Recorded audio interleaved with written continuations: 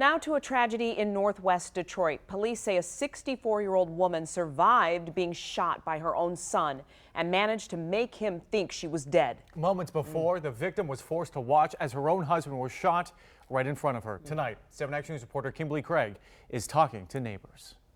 This is such a family tragedy. A father shot and killed, the mother begging for her life. Dale is the perfect person, all-around person.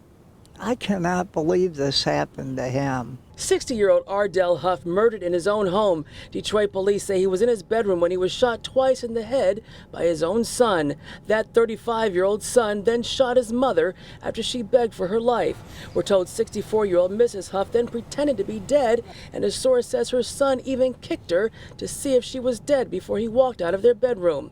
The woman was able to call her daughter, who then called 911, and when police arrived at the home on Grandview near 8 Mile in northwest Detroit, they say the couple's son was outside and he was arrested.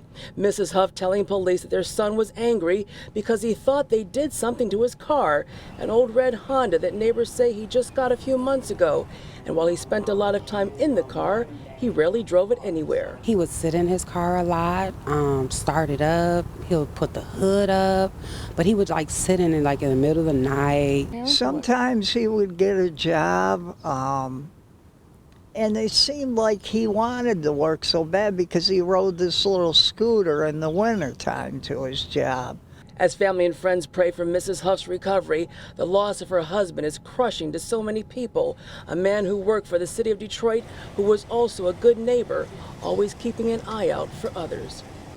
This area is pretty close-knit, the surrounding area, and Dale was one of the rocks, you know? It's a darn shame. I can't believe this has happened. At last check, Mrs. Huff had undergone surgery. Her son could face a judge in the next day or so. In Detroit, Kimberly Craig, 7 Action News. All right, Kim, we go to